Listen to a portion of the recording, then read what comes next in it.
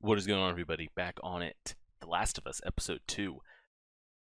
Episode 1 was wild. I absolutely loved it again. I've never played the games, but I've gotten the gist of kind of what happens, the overarching plot of it all.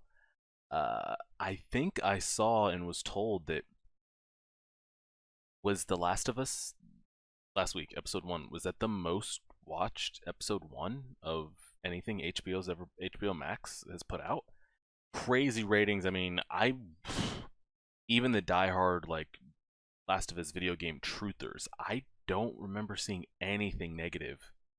And I'm sure it's out there. I couldn't see every tweet and every post and every comment, but the overarching consensus I saw was that people absolutely loved episode 1. And I think I think they said is it episode 3 or episode 4? People that have had early access to the season have been saying, I think it's episode 3 that's rumored to be possibly is going to be the greatest episode of television that we're going to have in the entire year of 2023. And it's the first month of the year with all the other shows and everything else that are scheduled to come out on every other platform. So that was like, it's been getting crazy praise. So I hope it can stay the course and live up to it. Let's go ahead and do it. And then we've had a lot of talks of like, is it coming from the yeast? Is that what we're talking about? The fungi and yeast and bread and flour and those type of things? Because we saw like the family didn't eat the biscuits in the morning, and then the girl didn't, his daughter Sarah didn't eat the cookies because she didn't like the flavor, and then we saw that Joel forgot to bring a cake home. So like they dodged all these bullets of like not consuming flour products. So we'll see if that's how they choose to introduce like kind of where the fungi came from. Maaf, Profesor Mikologi, Universitas Indonesia. Outbreaks. Yeah, they need her ASAP. So are we saying this is where it originated from? Indonesia? And did they attempt to get a hold of it before it spread worldwide and it was just too late? Or... oh, shit. She thinks it's like some kind of joke or something? Yeah, she doesn't think it's real. Ah, shit. I mean, I see the bullet hole in the head, but like...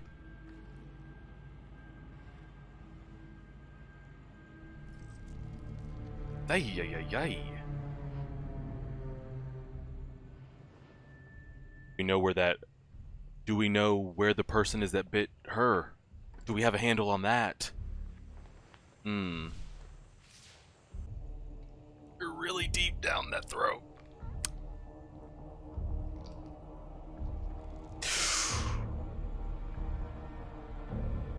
Flour and grain factory. The internet was right. The internet's theories were right. Bagaimana? 14 orang hilang. Oh my god. Yeah, this is not good. Yeah, get that shit. Yeah, I'm shaking. Get it out of my hands for a second here.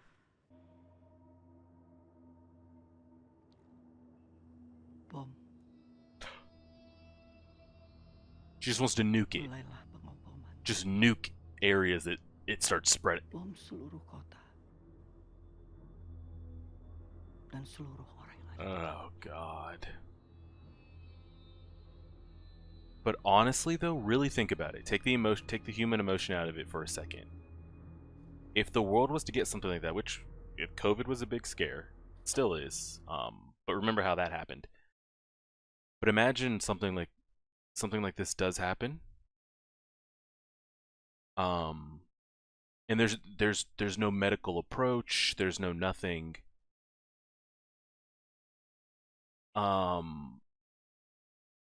You have to think about things like, are you going to let it spread worldwide? I mean, you could, of course, the first instance you want to try to do is containment. Can we contain it? Alert the rest of the world as they try to piece it together, maybe come up with something while we're trying to at the same time. But if it gets to a point where like Indonesia, it's not Australia, it's not its own thing. There's neighboring, like, are we going to have a chance that this starts going across Oh, that's a tough decision, man. That's very tough to think about. She's never been outside before. I mean, she was outside at nighttime, but it was dark. She's never been outside. Yeah, looks different in the daylight, huh? I had to slow the spread some. Ah, okay. I was curious. I was going to ask the Won't question, save it. It didn't in most places. how did the infrastructure of those buildings fall apart like that?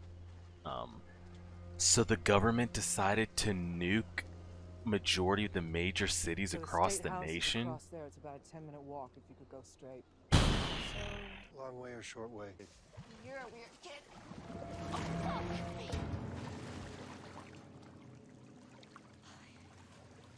And like, do do Joel and Tess know, like, I'm sorry. does light attract them? Sound attract them? They can come out in the sun is not a factor. Is it like, I don't know the specifics on these monsters. Is there any limitations to them at all?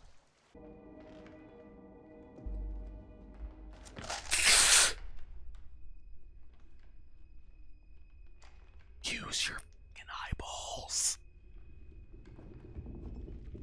Oh my god. She's got the smallest feet in frame too, but she can't like not step on that. I'm worried like Tess is gonna fall through, getting left behind. Oh, they can't see, so the flash, so the lights are fine. The flashlights and stuff are fine. It's pure sound, or is it just I don't know. I don't know how that works.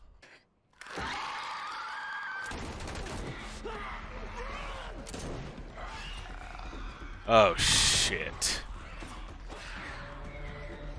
She got scared. Okay, so unloading a couple clips into the body don't kill it. Is it a Walking Dead situation where like it has to be brain?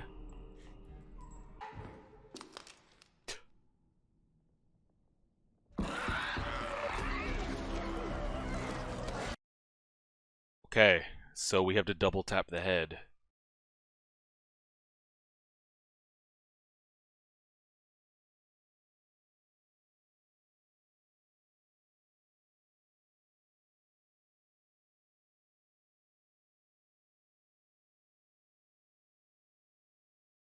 Okay, so we are on Walking Dead time, where if we don't go through the head, we got issues. The problem is the Walking Dead zombies were not moving like this, bro. They were not moving like this. This shit is a different breed. So we'll deal with it then. She's not gonna be... I got it. Are we gonna have to leave her behind? Because I'm pretty sure my understandings of the video games is... This is a First bite didn't take. But what about the second? How about you just take the good news? This is a two-person show. Can you do that? Trip here. I think for once, maybe we can actually win. So does Tess Just gonna die? come watch her. Does she sacrifice herself? Does she get left behind because she can't keep up with her ankle? Or what happens here? Can we slow down here? Now we're getting a little reckless. We're getting a little reckless here, guys. What's happening here? I don't like how we're just storming in this building after the encounter we just had. Two-person show. It's not a three-man team. It's two. So does she get left behind because she's injured? Oh.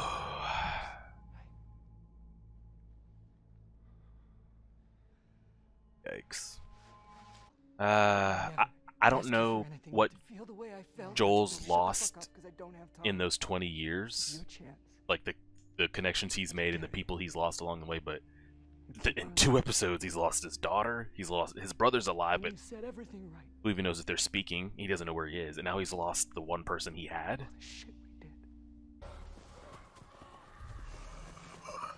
Guys? Guys. That was the one that triggers that response? That's the one.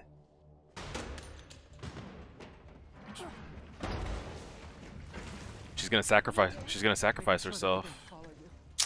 She's gonna sacrifice, because she's gonna die anyway. She's gonna lead them in and burn the whole thing. Oh my god, don't just throw a container of grenades on the ground like that, number one, with all that gas. Or just throwing grenades like that anyway. Tell me you have a grenade. Do you have a grenade on you?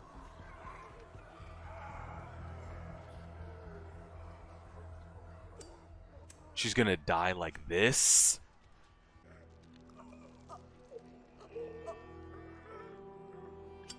Tell me that thing lights, bro.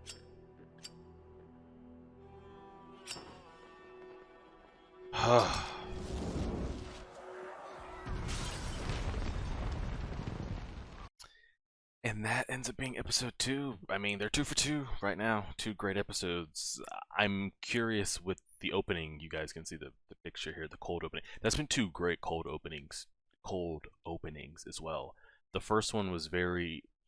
And I would love to know the writers' decisions, the producers and stuff like that, of like... Would they have gone for that type of cold opening if COVID hadn't been a thing? Because it hit so much harder knowing what like the world actually went through, of, you know, like a pandemic, something spreading. Do we have cures, vaccines for this? I mean, it's very smart play the way they played that in episode 1. I thought the cold opening honestly was the best part of the whole episode.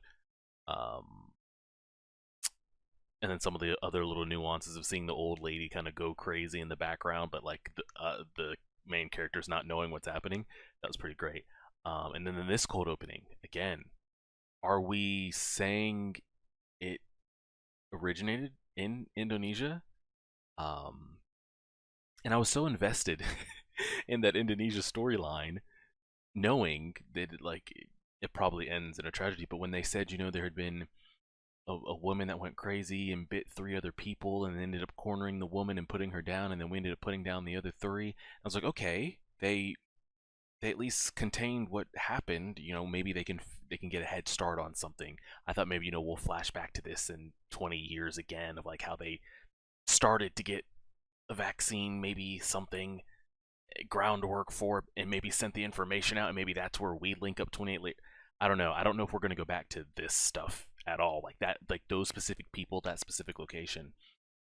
But when the guy said, you know, there's 14 workers unaccounted for, you're just like, fuck. It's just terrible. And there's really no other way to put it. And then knowing her, she seems to be, I guess, one of the best epidemiologists, or I forget what they categorized her as. We'll just say scientist slash doctor for now. You know, they sought her out, assuming she's the best of the best. And when he asked for her suggestion, and she just basically said, just nuke it, nuke the whole city, try to containment and keep it from spreading. It's like, wow. The fact that, and this is in the 2000s, this isn't like an outbreak in the 60s or 70s. There's been a lot of medical advances made by the year 2003 that her herself right there, and granted what she said was true, you know, there's, where do we even begin on a vaccine or a cure? Like, how can we even, but the fact that she was just so ready to just like bomb it, contain it, there was no thought process of like, well, we could try this, we could try XYZ, boom, boom, boom. You know, because you think of like the I Am Legend type thing, where Will Smith's character is like daily, you know, trying out possible scenarios and vaccines and combinations, and he just tries day after day after day after day, and he's never made it anywhere. But at least he had the mental, like he was like, he know, and by this point it is hopeless in the I Am Legend scenario. It's not like the world is still alive, hoping, it's not like a World War Z thing where like it's just starting, there's a good chunk of world population left, and they're fighting to try to come up with some kind of cure. In the I Am Legend case, the world population is donezo. Like, it is critical. There's maybe a handful of people out there. So there would be no point to even keep trying, because he doesn't even know if anybody else is alive. He hasn't seen anybody in years. It's just him and his dog, and he keeps hammering at it, knowing that like he just might be making a cure for himself, honestly. But to see like how he kept trying in that movie compared to this, where like the world is like, there's billions of us still alive, and she was just like, but I get it, but then it's also like, would you just, you putting up your hands up that early? I agree with her that things would need to be bombed, which it looks like that was the approach that I guess the majority of the world took. But at least give us a chance, like try some research, figure out something. And also it's another thing too, like I'm not on her mental capacity of like a doctor might know what is and what isn't, but you'll never know until you try. But the cold opening, again, great stuff. So we got a little bit of information there on the zombies, and are we categorizing them as zombies? Let me know if you're a video game player or you've seen anything on Twitter or anything like that of what's the word we're using to categorize them. Let me know. I'm just gonna go with zombies for now. They can't see at all. So I could put a flashlight in their face, I could have a lit up flare literally this close to their face, and it's not going to spark any reaction, but sound. So, you know, that's how a lot of zombie things are, is the sound. I don't know if there's a scent type thing. Is the taste of, or the scent of blood anything? For all we know right now is sound. And it looks to be like most zombie things, I can light up the body with a full clip and it's not going to do anything. And kind of like the Walking Dead thing, like we've got to destroy brain. Like it has to be double tapped the head. That's a little bit of information we got right there. No vision, but sound. Got to take him off on the head. And then Tess got bit on the neck. Like, what did they say in that poster? It was like a couple hours if you got bit from like neck up. Maybe half a day from torso. A couple days if it's in the leg. Yeah, I hate that I had to ask. I was like, I don't know the game, but you could judge by the poster over here. And I've seen a lot of game clips that this is a two-man show. So I was curious what happens to Tess. I thought maybe since she rolled her ankle, she was gonna decide like, hey, I'm slowing you guys down. I'll go back, but you know, Joel, keep doing it. You know, make your like do something. But no, she's just straight up dead. A lot of close-up good shots there of the zombies as well. Again, it's a great tactic to use, I think, from a CGI standpoint, because it was hard to tell if that, like, is that CGI, is that makeup, is that CGI? Walking Dead did a lot of like practical, like makeup work on a lot of theirs. You know, you can hate The Walking Dead, and I know a lot of people think it went on for too long, and it had this and it had that, and yada yada yada. But they had some great zombie work, great cost like makeup work. Here, it looked. I'd have to go back and look, but in the dark in some of those shots, it looked like it was a little bit of CGI. Just given the zombies that they're going for, like this isn't like, oh, you get bit, you just come back as you were, just a little bit like a color out of your skin. Like the face is completely formed, so I don't know if they were just gonna go makeup with that, but I will say with that though, since they did it in that dark setting, you can pass the CGI off because there's not that much light on it. So you're in suspense, you can't even see what's going on. You're like, holy shit, what was that? But I say all that to say, I think it looked pretty good. The guy there that approached Test at the end, he looked like he was full makeup. So I'm sure as we go, we're gonna get a lot of close-up zombie shots, and we'll kind of see if they go with like CGI, makeup, a little mixture of the two. But yeah, now it's the two-man mission. And you know what's wild is like they're going out west to like this Firelight's headquarters where supposedly they have doctors and everything, but it's like Joel said, he's heard this forever. You don't even know if that shit's still there. It's like Walking Dead when Rick and them are trying to make a decision on, and like I think it's season 1 or season 2, it's like, should we go to the CDC? You know, I hear they're coming up with a cure. You don't know if that shit's still standing. You don't even know if anybody's still in there. So like they're gonna track across the damn country, not just going across the city, across the country, in hopes that there's something there. Maybe they're gonna run into other Firelights along the way and get some kind of radio communication to even see if anything's still standing. But we'll see though. But again, first 2 episodes, loving it. Loving it. We'll see how it goes. I appreciate it, everybody. Like, share, subscribe as always.